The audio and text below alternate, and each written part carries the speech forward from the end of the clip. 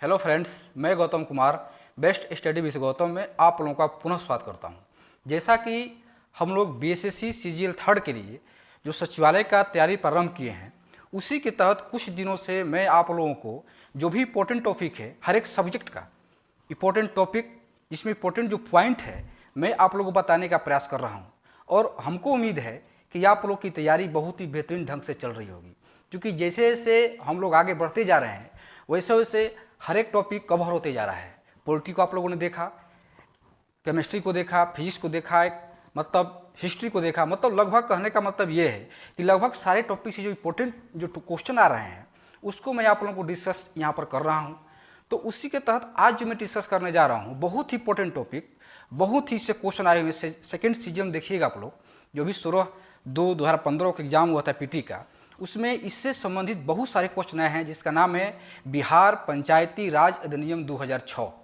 ऐसे तो पंचायती राज से जो 1992 में अमेंडमेंट हुआ था, 73वां एंड 74वां अधिनियम अमेंडमेंट, उसमें से क्वेश्चन बहुत बार पूछे गए हैं, लेकिन उसी में से बिहार पंचायती राज अधिनियम 2006 एक अलग, हर एक स्टेट के लिए अलग अलग अधिनियम बनाया गया है। तो बिहार के लिए 2006 में बनाया गया था, तो उससे एक अलग तरह से क्वेश्चन बनकर आ रहा है। तो उस क्वेश्चन को भी हम लोग को देखना होगा। तो वही आज मैं टॉपिक आप लोगों को बहुत ही शानदार, बहुत ही बेहतरीन ढंग से बताने जा रहा हूं, क्योंकि जितने भी क्वेश्चन मैं यहाँ पर आप लोगों को मैं बताऊंगा ये प्रीवियस ईयर में पूछे हुए क्वेश्चन है, और उसी के तहत क्वेश्चन तो ये पूछ चुके हैं, लेकिन उसमें और कौन कौन से क्वेश्चन बन सकते हैं उसको मैं यहाँ पर डिस्क्राइब करूँगा। कि वो तो क्वेश्चन पूछ चुके हैं, तो हो सकता है कि क्वेश्चन आ भी जाए और नहीं भी हैं, और उसी से रिलेटेड और भी कौन कौन से क्वेश्चन बन सकते हैं तो उसको मैं यहाँ पर डिस्कस करूँगा। तो चलिए हम लोग चलते हैं, वो कौन से क्वेश्चन हैं जो क्वेश्चन पूछे गए हैं सेकेंड सीजीएल में एंड फर्स्ट सीजीएल में, और कौन से क्वेश्चन आने की संभावना है। तो चलिए हम लोग चलते हैं, पहला क्वेश्चन देखते हैं। सीजीएल सेकेंड में जो क्वेश्चन आया हुआ है उसको देखते हैं हम लोग। देखिए क्वेश्चन ये है, क्वेश्चन और आंसर साथ साथ में लिख दिया हूं, क्योंकि क्वेश्चन और आंसर बहुत सारा क्वेश्चन पूछा हुआ है, इसलिए क्वेश्चन और आंसर आप लोग एक में ही देख करके समझिएगा क्वेश्चन उसका आंसर क्या है। देखिए, बिहार पंचायती राज अधिनियम 2006 के अनुसार ग्राम पंचायत की अवधि, ये क्वेश्चन पूछा हुआ है कि बिहार पंचायती राज अधिनियम 2006 में आया था, उसमें ग्राम पंचायत की अवधि कितनी है। तो ये तो आप लोग जानते होंगे ग्राम पंचायत की अवधि 5 वर्ष है। ये सबको पता है कि ग्राम पंचायत की अवधि 5 वर्ष की होती है। तो ये 5 वर्ष कहाँ से काउंट होगा?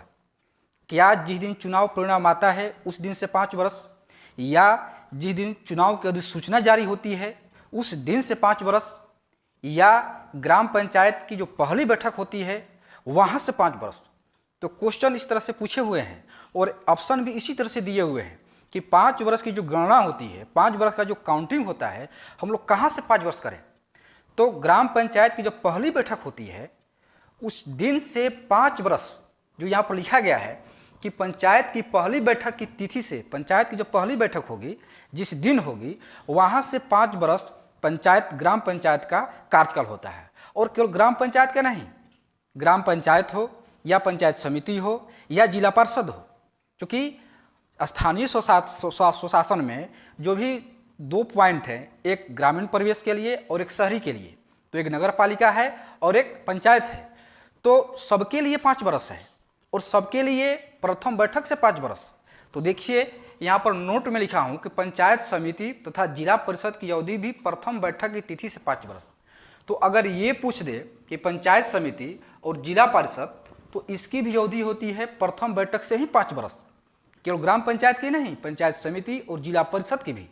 तो ये बात आप लोग को ध्यान दीजिएगा, क्योंकि क्वेश्चन ये पूछा हुआ है कि ग्राम पंचायत की अवधि, अगर ये पूछ दे कि पंचायत समिति की अवधि, जिला परिषद की अवधि क्या है, तो भी प्रथम बैठक से ही 5 वर्ष होगा, इसलिए इसमें कन्फ्यूजन नहीं होना है। तो हम लोग चलते हैं अगला क्वेश्चन। ये क्वेश्चन आप लोग समझ में आ गया होगा। अब सेकंड जो क्वेश्चन पूछा गया था, ग्राम पंचायत का कोई सदस्य अपना त्याग पत्र मुखिया को देता है। ये बात समझिए, ग्राम पंचायत का कोई सदस्य, जैसे मान लीजिए वार्ड मेंबर हैं, वार्ड सदस्य हैं, अपना त्याग पत्र किसको देंगे? मुखिया को देंगे।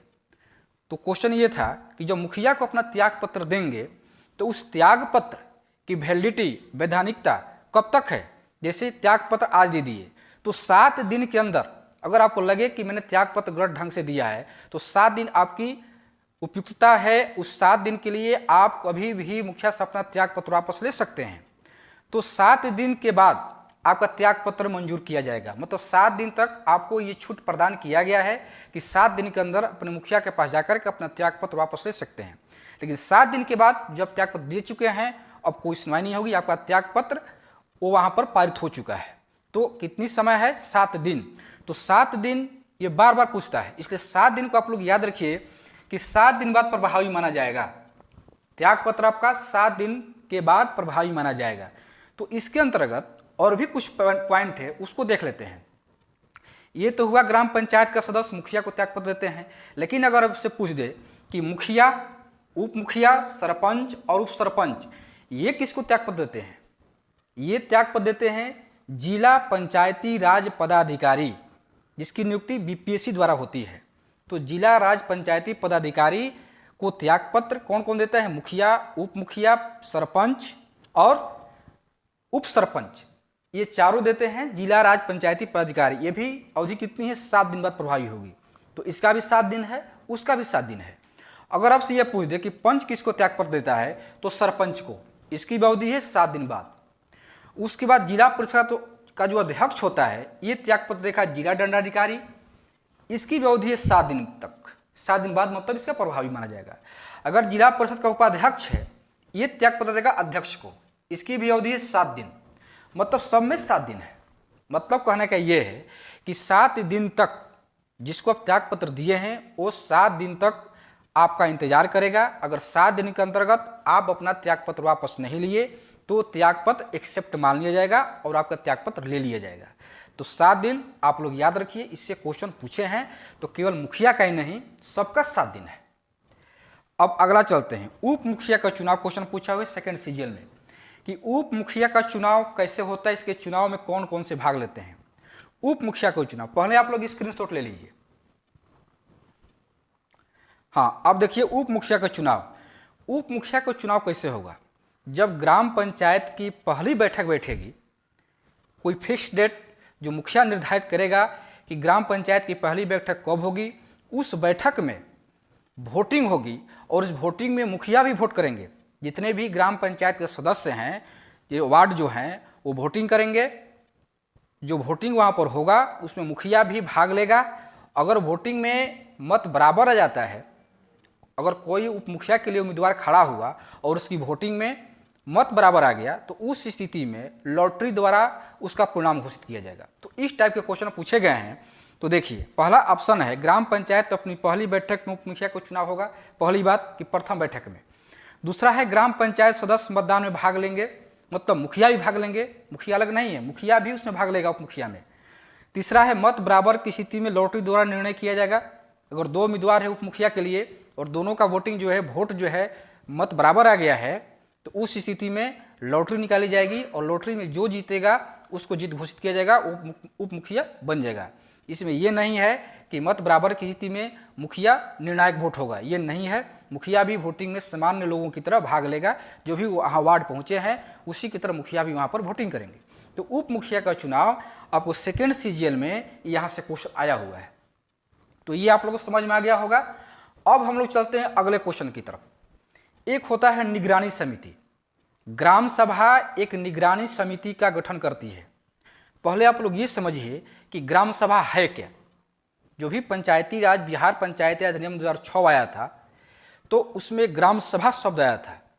ग्राम सभा का मतलब ये हुआ कि जिस भी पंचायत में जो भी ग्राम आते हैं, गांव आते हैं, अगर कोई गांव बड़ा है तो एक गांव ही ग्राम पंचायत कहलाता है। अगर छोटे छोटे गांव है तो 2, 3 या 4 गांव मिलकर के ग्राम पंचायत गठन करते हैं।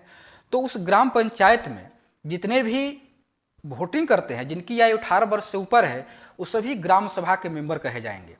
तो ग्राम सभा एक निगरानी समिति का गठन करती है। निगरानी समिति का काम ये है कि जो भी पंचायत में कार्य हो रहे हैं उन कार्य की समीक्षा करती है, पर्यवेक्षण करती है, उसकी निगरानी करती है। तो ये देखिए कि निगरानी समिति जो होती है उसमें कौन से मेंबर होते हैं। तो निगरानी समिति में ग्राम पंचायत के सदस्य भाग नहीं लेते हैं। मतलब ग्राम सभा अगर निगरानी समिति का गठन करती है तो उसमें ग्राम पंचायत के सदस्य उसमें नहीं रहेंगे। मतलब ग्राम पंचायत के सदस्य अलग होकर के जो भी अन्य सदस्य हैं जो वोटिंग किए हैं ग्राम पंचायत में, उन्हीं में से किसी का चुनाव निगरानी समिति के लिए किया जाएगा। और ये कोई जरूरी नहीं है कि निगरानी समिति केवल एक हो, नहीं, निगरानी समिति बहुत सारी हो सकती है। एक ग्राम पंचायत में ग्राम सभा द्वारा एक से अधिक निगरानी समिति का गठन किया जाएगा। तो निगरानी समिति का गठन ग्राम पंचायत के सदस्य द्वारा नहीं होता है, ग्राम पंचायत के अन्य सदस्य द्वारा होता है। ग्राम पंचायत के जो निर्वाचित सदस्य हैं उनके द्वारा नहीं होता है। तो यहाँ पर है ग्राम पंचायत के सदस्य न हो, मतलब निगरानी समिति में ग्राम पंचायत के सदस्य नहीं होते हैं। तो ये क्वेश्चन पूछा हुआ है, ये समझ गए आप लोग। अब अगला क्वेश्चन ये पूछा है, ये थोड़ा सा टिपिकल क्वेश्चन है, थोड़ा सा इस पर ध्यान दीजिएगा, क्योंकि ये ग्राम कचहरी से संबंधित है, न्याय से संबंधित है, इसलिए इसको आप लोग को बहुत ही बारीकी से समझना होगा। ये क्वेश्चन है अपील की सुनवाई, यहाँ एक अपील शब्द है, इसको हम लोग समझेंगे। अपील की सुनवाई में ग्राम कचहरी में न्यूनतम पंचों की गणपूर्ति क्या होनी चाहिए? तो आंसर है 7 पंच। इसका मतलब ये हुआ कि अगर गांव में कोई अगर मामला है, झगड़ा हुआ है दो पक्षों के बीच, तो निर्णय जो होता है, जो उस वाद होता है, वाद का जो मुकदमा दायर होता है, वो कहाँ पर होता है? ग्राम कचहरी में।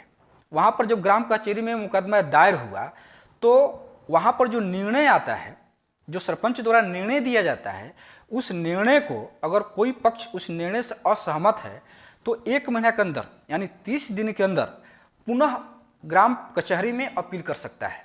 30 दिन के अंदर, ये भी डेट याद रखिए आप लोग, हो सकता है पूछ दे कि 30 दिन के अंदर जो भी जिसको अगर न्याय नहीं मिला, उसको लगता है कि हमको न्याय गलत ढंग से मिला हुआ है, तो 30 दिन के अंदर ग्राम कचहरी में पुनः अपील करेगा। तो वही अपील है, 30 दिन के अंदर का अपील करेगा। और अब जब सुनवाई होगा तो उस समय वहाँ पर 7 पंच का रहना जरूरी है, मतलब 7 पंच गणपूर्ति के लिए कम से कम 7 पंच का रहना जरूरी है। तो वहीं यहाँ पूछा है 7 पंच। तो यहाँ पर ग्राम कचहरी के किसी आदेश या निर्णय के विरुद्ध अपील 30 दिन के अंदर ग्राम कचहरी के न्यायपीठ में की जाएगी। ये बात आप लोग समझ गए होंगे। कितना दिन है? 30 दिन। और गणपूर्ति कितनी है? 7 पंच। तो अभी तक इतने क्वेश्चन पूछे हुए हैं और अनुच्छेद से भी क्वेश्चन पूछे हैं, जो कि महत्वपूर्ण अनुच्छेद यहाँ पर मैं लिखा हूँ। यहाँ से क्वेश्चन 1-2 पूछते हैं, पंचायत संबंधित जो भी अनुच्छेद हैं उससे क्वेश्चन पूछे हुए हैं। तो इससे पहले अनुच्छेद समझें, कुछ हम लोग संशोधन देख लेते हैं। चूँकि 2 संशोधन हुआ है स्थानीय स्वशासन से, एक 73वां संविधान संशोधन जो 1992 में हुआ था, और एक 74वां संविधान संशोधन भी जो 1992 में हुआ था। इसमें देखिए, इसमें भाग 9 और अनुसूची 11 जोड़ा गया। ये भी ध्यान देखिए आप लोग, जो संविधान में पढ़िएगा आप लोग, 22 भाग हैं, उसमें भाग 9 और अनुसूची जो 12 है, तो अनुसूची 11 और भाग 9 जोड़ा गया 73वां संविधान संशोधन में। और 74वां संविधान संशोधन जो 1992 में हुआ था, इसमें था पंचायत के बारे में और इसमें था नगर पालिका के बारे में। दोनों ही स्थानीय स्वशासन है, एक पंचायत है, एक नगर पालिका है। तो इसमें भाग 9 जोड़ा गया और इसमें अनुसूची 11 जोड़ा गया, और इसमें भाग 9 क जोड़ा गया और अनुसूची 12 जोड़ा गया। ये भी क्वेश्चन पूछ देता है। तो अब हम लोग चलते हैं कुछ महत्वपूर्ण अनुच्छेद पंचायत से संबंधित। कौन कौन से अनुच्छेद महत्वपूर्ण है? तो देखिए, ये भाग 9 के तहत है, 243 से लेकर के 243 ओ तक है अंग्रेजी में। 243 से लेकर के 243 के बाद 243 क, ख, ग, इस तरह से ओ तक जाएगा। तो इसको देखते हैं। 243 में क्या है? पंचायत की परिभाषा है, मतलब पंचायत किसे कहते हैं, ग्राम पंचायत किसे कहते हैं। तो जो परिभाषा दिया गया है 243 में है। 243 क में क्या है? ग्राम सभा के बारे में, मतलब ग्राम सभा किसे कहते हैं, ग्राम सभा की संरचना क्या होती है। तो ग्राम सभा के बारे में 243 क में दिया गया है। उसके बाद है 243 घ, इंपॉर्टेंट है, जो भी इंपॉर्टेंट है वहाँ पर लिखा गया है। घ क्या है? स्थानों का आरक्षण। जैसे पंचायत में आरक्षित सीट होती है, जिससे बिहार में महिलाओं के लिए 50% आरक्षित सीट है। जब 73वां संविधान संशोधन 1992 में हुआ था, तो उस समय जो केंद्र की जो सरकार थी पी.वी. नरसिम्हा राव की, तो उस समय ये कहा गया था कि पंचायत में महिलाओं के लिए 1/3 आरक्षण दिया जाएगा। लेकिन अलग अलग राज्यों ने अपने अपने हिसाब से महिलाओं को अपने अपने तरीके से आरक्षण दिया। तो कोई कोई स्टेट अभी तक 1/3 ही रखे हैं, लेकिन बहुत सारे स्टेट, लगभग 11-12 स्टेट महिलाओं को 50% आरक्षण दे चुके हैं। तो इसका वर्णन कहाँ पर है? 243 घ में है। 243 च में क्या है कि पंचायत चुनाव लड़ने के लिए उम्मीदवार की आयु कम से कम 21 वर्ष होनी चाहिए। ये बात आप लोग जानते होंगे। जो भी पंचायत चुनाव लड़ते हैं, चाहे मुखिया हो, सरपंच हो, पंच हो, जिला परिषद, जो भी हो, उनकी आयु कम से कम 21 वर्ष होनी चाहिए। अगर यही पूछ दे कि लोकसभा की आयु कितनी होनी चाहिए, विधानसभा की आयु कितनी होनी चाहिए, तो उसमें क्या मारते हैं आप लोग? 25 वर्ष। तो इस पर आप लोग ध्यान देना है। यहाँ है 21 बरस और वहाँ है 25 बरस। अगला है 243 छ और 243 ब। इसमें क्या है कि जो पंचायती 73वां संशोधन अधिनियम 1992 जोड़ा गया, उसमें 29 विषय का जिक्र किया गया है। मतलब पंचायत में जो कार्य होते हैं वो कार्य की सूची दी गई है, उस सूची में 29 विषय हैं और नगर पालिका में 18 विषय हैं। इसमें 29 विषय, इसमें 18 विषय। तो इसका वर्णन कहाँ किया गया, किस अनुच्छेद में किया गया है? तो जो 29 विषय हैं उसका वर्णन किया गया है 243 छ में, यानी जी में, 243 जी में, अंग्रेजी में कहेंगे तो जी, हिंदी में कहेंगे तो छ, और 243 ब में 18 विषय का वर्णन किया गया है। इसलिए भी दो अनुच्छेद पूछता है, 243 छ और 243 ब। अगला अनुच्छेद है 243 झ, यानी 243 आई, अंग्रेजी में आई और हिंदी में झ। इसमें क्या है, राज्य वित्त आयोग का वर्णन किया गया है। तो ये ही कुछ इंपॉर्टेंट अनुच्छेद है पंचायत संबंधित। और बिहार पंचायती अधिनियम 2006 से क्वेश्चन देखिएगा आप लोग, क्वेश्चन में निकाल करके, तो बहुत सारे क्वेश्चन उससे इसी टाइप से क्वेश्चन पूछे गए हैं। तो उम्मीद है कि आप लोग को जो भी मैं अभी आप लोगों को बताया हूँ वो पूरी तरह से समझ में आ गया होगा, क्योंकि ये टॉपिक आप लोग को समझाना बताना बहुत जरूरी था। क्योंकि इसलिए कि यहाँ से क्वेश्चन बार बार आ रहे हैं और यहाँ से क्वेश्चन गलत हो जाते हैं। इसलिए कि जिस भी बुक पढ़िएगा आप लोग, चाहे क्राउन हो या लुसेंट हो या लक्ष्मीकांत हो, उसमें क्या दिया है, केवल 73वां संविधान संशोधन और 74वां संविधान संशोधन, उसमें बिहार पंचायती अधिनियम 2006 के बारे में जिक्र नहीं किया गया है। और क्वेश्चन में यहीं से क्वेश्चन पूछ रहे हैं, वहाँ से तो क्वेश्चन पूछ ही रहे हैं, वो तो आपको पढ़ना जरूरी है, लेकिन बिहार पंचायती अधिनियम 2006 भी पढ़ना जरूरी है।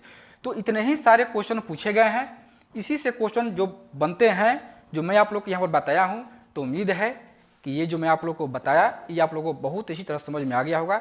फिर भी अगर कहीं समझ में नहीं आए, कहीं आप लोग को दिक्कत हो, समझने में परेशानी हो, तो आप लोग कमेंट बॉक्स में कमेंट कीजिएगा, मैं पुनः आप लोगों को समझाने का प्रयास करूँगा। तो आज का क्लास बस इतना ही। कल फिर एक नए टॉपिक के साथ, जो बहुत ही महत्वपूर्ण टॉपिक होगा, उसको मैं विश्लेषण करूँगा एक नए टॉपिक के साथ। कल पुनः मिलते हैं। धन्यवाद।